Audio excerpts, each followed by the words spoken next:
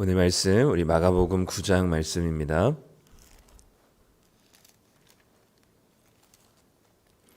마가복음 9장 30절부터 37절까지 말씀.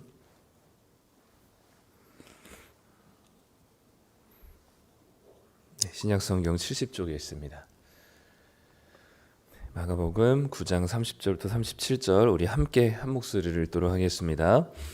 그곳을 떠나 갈릴리 가운데로 지날새 예수께서 아무에게도 알리고자 아니하시니 이는 제자들을 가르치시며 또 인자가 사람들의 손에 넘겨져 죽임을 당하고 죽은 지 3일 만에 살아나리라는 것을 말씀하셨기 때문이더라.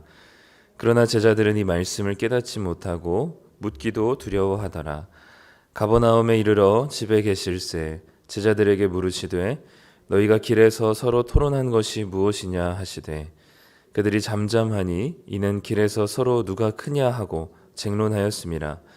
예수께서 앉으사 12제자를 불러서 이르시되 누구든지 첫째가 되고자 하면 무사람의 끝이 되며 무사람을 섬기는 자가 되어야 하리라 하시고 어린아이 하나를 데려다가 그들 가운데 세우시고 안으시며 제자들에게 이르시되 누구든지 내 이름으로 이런 어린아이 하나를 영접하면 곧 나를 영접함이요 누구든지 나를 영접하면 나를 영접함이 아니요 나를 보내신 이를 영접함이니라. 아멘. 네, 열심히 우리 마가복음 말씀 5번씩 읽고 계시죠? 네, 더도 말고 덜도 말고 5번씩만 읽으시면 됩니다. 자기 목소리가 이렇게 듣기 싫은 목소리였는지 몰랐다고 하시는 분들이 몇 분 계시는 것 같아요. 그게 이제 우리의 진짜 목소리입니다. 우리 마가복음 9장 말씀 매일매일 또 열심히 5번씩 읽으시고요. 오늘 말씀은 사실 어려운 말씀은 아닙니다. 그러니까 내용이 어려운 건 아니고 사실 그렇게 살아내기가 어려운 말씀이죠. 섬기는 자가 되는 것, 그러니까 섬김을 받는 것보다 섬기는 자가 되어야 한다는 것이 사실 뭐 내용 자체는 너무나 간단 명료하지만 살아내기는 너무 어려운 말씀입니다. 예수님께서 이 섬기는 자에 대한 이야기를 하시기 전에 이 귀신 들린 아이를 고치시고 난 이후에 갈릴리로 다시 돌아오십니다. 돌아오시는 과정 중에 오늘 본문 말씀을 보면 아무에게도 이것을 알리지 않으셨다라고 얘기해요. 그러니까 보통은 예수님께서 어디를 가셔서 머물르시면서 귀신을 쫓아내거나 말씀을 가르치시거나 병든 자를 고치시는 일들을 하셨고 또 그것을 위해서 많은 사람들이 몰려왔었습니다. 근데 지금 예수님께서는 아주 조용히 갈릴리로 들어가고 계셨는데 그 이유가 뭐냐면 제자들에게 예수님의 고난과 부활에 대한 이야기를 하시고자 했기 때문이라고 설명하는 거죠. 예수님께서 그 많은 사람들이 그 예수님께 나아올 때는 제자들에게 하고 싶은 말을 제대로 할 수가 없었던 것 같습니다. 그렇기 때문에 예수님께서는 제자들에게 너무나 명확하게 예수님이 이 땅에 오신 이유를 그리고 그 목적을 분명하게 얘기하고자 다른 때와는 좀 사뭇 다른 예수님의 아마 표정과 태도였을 것 같아요. 제자들만 따로 12제자들만 부르셔서 예수님의 십자가 고난과 죽음을 말씀하시죠. 그러나 여전히 제자들은 그 말이 무슨 의미인지를 깨닫지 못합니다. 그 말 자체를 이해하지 못했다는 게 아니라 예수님께서 왜 죽으셔야 하는지에 대한 이해가 없었다는 거죠.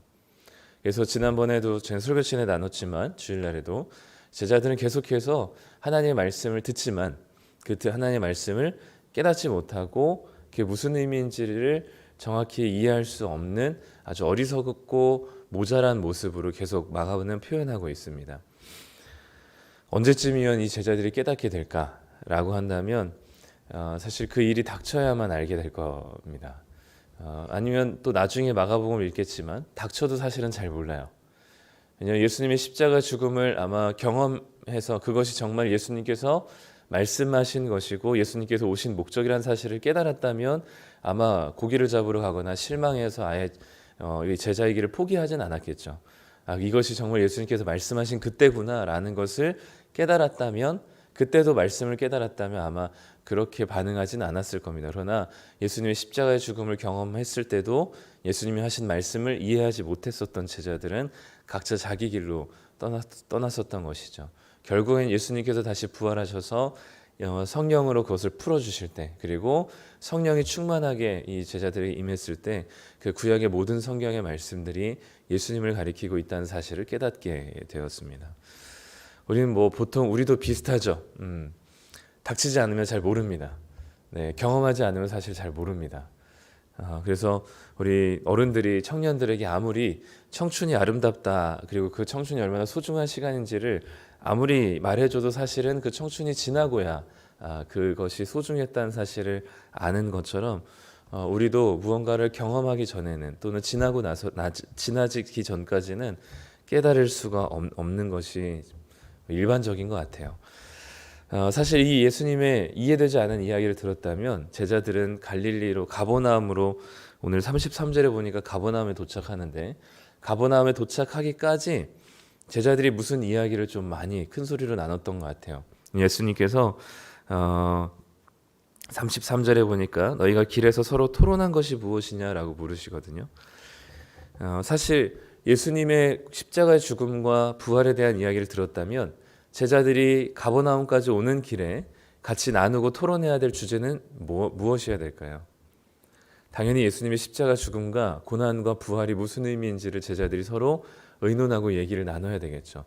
그런데 34절에 보면 마간이 이렇게 설명합니다. 그들이 잠잠하니 이는 길에서 서로 누가 크냐 하고 쟁론하였음이더라. 33절에서 예수님께서는 토론하였느냐라고 물으셨어요. 이 토론은 무엇이냐면 대화하다라는 뜻입니다. 무엇으로 그렇게 대화를 나눴느냐라고 물으셨는데, 사실상 이들은 대화를 나눈 것이 아니라 34절에 보면 쟁론하였다라고 얘기합니다. 그러니까 큰 소리로 언쟁하고 논쟁하다라는 뜻인데, 대화가 아니라 그들이 아주 큰 소리로 말싸움을 했었던 것이죠. 어떤 내용으로 말싸움했냐면 서로 누가 크냐라는 것으로 이제 말싸움을 했습니다. 왜 이런 예수님의 이 이해되지 않는 말씀에도 불구하고 제자들은 묻지도 않고, 또는 서로 이 얘기를 가지고 이해되지 않은 이야기를 가지고 서로 나누지도 않고 서로 누가 크냐에 대해서 싸우고 있었을까라고 생각해 본다면 바로 앞에 대한 이야기가 조금의 힌트가 될 것 같습니다. 예수님께서는 변화산이라고 하는 산에 올라가셔서 예수님의 모습이 변형되거든요. 근데 그때 그 모습을 볼 수 있었던 제자는 딱 3명이었습니다. 베드로와 요한과 야고보만 예수님께서 따로 데리고 올라가셔서 그 산에서 변형된 모습을 보이셨죠. 그리고 산 아래에서는 예수님께 그 제자들에게 나와서 자기 아이들의 그 귀신을 쫓아내달라고 얘기했었던 그 간구를 들어주지 못하고 쩔쩔매고 있었던 다른 9명의 제자들이 있었죠.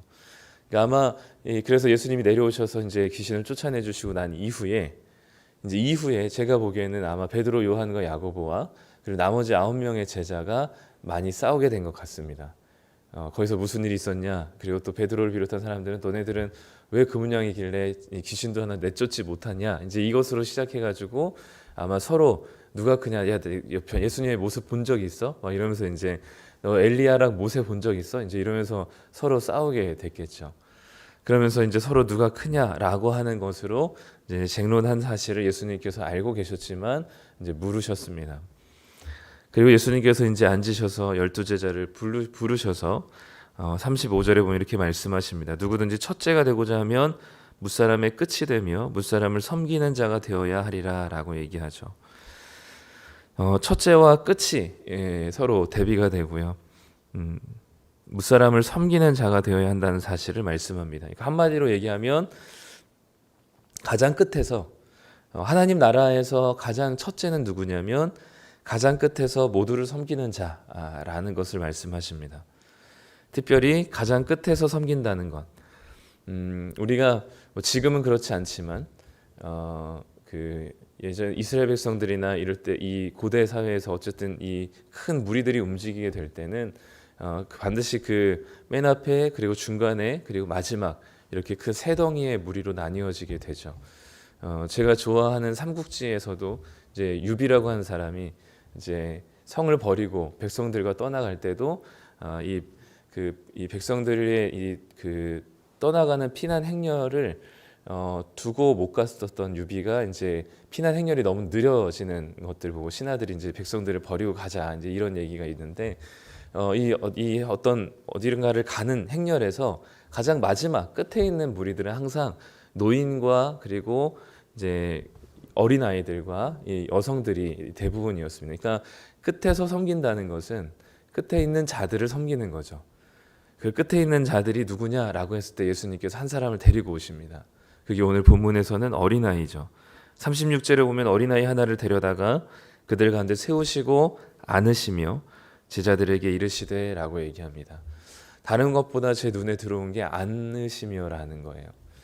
예수님께서 그 끝에 있는 자를 섬긴다는 것이 무엇인지를 보여주시는데 그것을 행동으로 보여주시는 게 안으시는 모습입니다.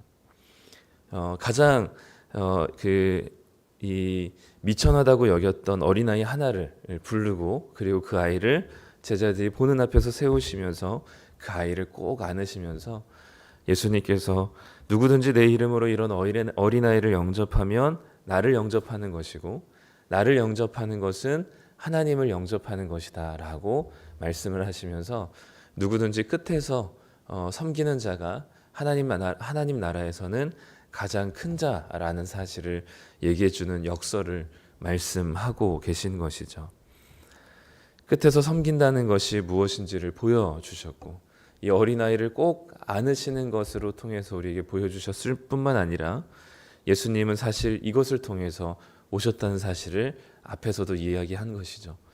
가장 끝에서 가장 연약한 우리를 섬기기 위해서 미천한 우리들을 꼭 안으시는 예수님의 모습을 십자가를 통해서 보여주십니다. 사실은 우리는 미천하고 연약한 것을 넘어서 당신의 아버지 되시는 하나님의 원수인 자들이었습니다. 하나님께서 가장 소중하게 생각하셨던 하나님 나라를 망친 장본인이 바로 인간들이기 때문에 하나님의 원수된 우리들을 당신의 마음으로 꼭 안으시고 그리고 우리를 꼭 끌어안으시면서 우리를 영접하시고 우리를 하나님 아버지의 품으로 인도하시고 그 하나님 아버지의 품에 계셨던 당신은 하나님 아버지의 품에서 떠나셔서 하나님 아버지의 오롯이 진노와 저주를 다 받으시기까지 우리를 섬기신 것이 바로 예수님이십니다. 그렇기 때문에 이 우리를 꼭 안으신 이 예수님의 모습에서 하나님 아버지의 품에 안겨있던 당신을 뒤로 부르시고 우리를 그 하나님 아버지의 품으로 인도하신 예수님의 섬김이 바로 앞에서 얘기했었던 십자가의 고난과 죽음의 의미가 되겠다라고 예수님께서 말씀하신 것이죠. 이 제자들이 묻지도 않았지만 예수님께서는 이것을 앞에 이야기하셨던 예수님의 십자가의 죽음과 고난 그리고 부활의 의미가 무엇인지를 이 어린아이 하나를 세우시며 그 아이를 꼭 끌어안으시면서 그 끝에서 무사람을 섬긴다는 것이 무엇인지를 말씀하셨습니다. 그 아무도 예수님을 환영하지 않을 때 예수님께서 이 땅에 오셨음을 아무도 모를 때 가장 비천한 자들이 예수님께 방문하여서 예수님의 탄생을 축하했고 그 예수님의 탄생을 영접했던 그들에게 가장 큰 자 그리고 그 길을 준비한 세례 요한을 가장 큰 자라고 말씀하셨던 하나님 나라의 원리를 본다면 하나님 나라는 이처럼 무사람을 섬기는 나라 그리고 무사람의 끝이 되는 나라 어린아이를 영접하는 나라 남을 살리기 위해서 나를 내어주는 나라가 바로 하나님 나라라는 사실을 보여주고 있는 겁니다. 이 세상에서는 대부분이 자기 자신을 위해서 다른 자신이 섬김받기 위해서 오롯이 애쓰고 내가 섬김을 받기 위해서 다른 일을 밟아서 내가 올라간다 하는 것이 이 세상의 원리이지만 이것이 하나님 나라에서는 가장 큰 자는 섬김 받는 자가 아니라 섬기는 자라는 사실을 말씀하시면서 오늘도 우리에게 요청하시고 말씀하시는 거죠. 예수님께서 우리를 위해서 그렇게 섬기셨기에 우리도 누군가 연약한 자들을 위해서 섬길 수 있는 자가 되어야 합니다. 말로 설명하는 것은 쉽지만 순종하면서 그 하나님 나라를 경험하는 것은 어려운 일인 것 같습니다. 그런데 우리로서는 어렵지만 예수님께서는 그 일을 이미 이루셨기 때문에 우리는 그 주님을 붙들고 오늘 하루도 끝에서 섬기는 자가 되어야 할 것입니다. 앞에서 섬긴다면 아마 그 모든 영광과 그 모든 이 이 환호를 우리들이 받을 것이지만 끝에서 섬긴다면 주님께서 영광을 받으실 것이고 거기에서 주님이 주시는 하나님 나라의 사랑을 경험할 것입니다. 오늘은 어려운 말씀이 아니기에 한번 기도하시며 적용해 봤으면 좋겠습니다. 내가 오늘 섬길 수 있는 연약한 자가 누구인가? 내가 오늘 만나게 될 사람들 중에 섬겨야 될 끝사람들이 누구인가? 주님께서 어린아이를 꼭 안으셨던 것처럼 내 품에 꼭 안아서 예수님의 마음처럼 섬겨야 될 어린아이는 누구인가? 라는 것을 한번 고민해 보시면서 오늘 기도하실 때 그 누군가가 떠오르신다면 그 어린 또 그 연약한 자를 위하여서 오늘 하루 섬길 수 있는 그런 주님의 마음이 되시기를 간절히 소망합니다. 기도하겠습니다. 하나님 아버지 감사합니다. 우리들은 늘 섬김을 받고 싶어하고 또 섬긴다 할지라도 첫째에서 앞에서 섬기기를 원하고 사람들이 보이는 곳에서 인정받기를 원하는 자들입니다. 그러나 주님께서는 우리를 위해서 십자가 고난도 마다하지 않으시고 하나님과 원수된 우리들을 꼭 끌어안으시며 우리를 주님 하나님 아버지께로 인도하시고 자신을 하나님 아버지의 저주와 진노 가운데 오롯이 경험하게 하신 하나님, 그 주님의 은혜와 섬김 가운데 우리가 이 자리에 나와왔음을 믿습니다.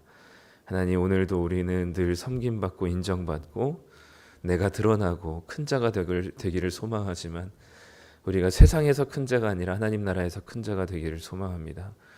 십자가의 죽으심으로 가장 끝자리에 가신 예수님께서 부활하심으로 온 세상의 주님이 되신 것처럼 하나님 나라 안에서 섬기는 자, 주님의 이름으로 묵묵하게 무사람을 섬기는 끝자리에서 섬기는 자에게 하나님이 주시는 큰 은혜가 있기를 소망합니다. 오늘도 우리의 이름을 위하여서가 아니라 주님의 이름과 주님의 나라를 위하여서 가장 끝자리에서 섬길 수 있는 자 되게 하여 주시고 이것이 우리의 공로나 또 우리의 자랑이 되지 않고 묵묵하게 주님 나라를 위해 섬길 수 있는 하나님의 백성들 되게 하여 주시옵소서. 오늘 우리가 누구를 만나든지 우리에게 어린아이와 같은 연약한 자들이 있다면 하나님 그 사람들을 마음으로 다해 주님의 이름으로 섬길 수 있는 자들 되기를 소망합니다. 우리의 본성은 내가 섬김을 받고 싶어하고 그런 자들을 외면하고 싶어 하겠지만 우리의 시선과 마음이 그들을 외면하지 않게 하여 주시며 주님의 사랑을 닮아 기꺼이 섬길 수 있는 자들 되게 하여 주시옵소서. 오늘도 우리의 삶을 축복하며 예수님의 이름으로 기도드립니다. 아멘.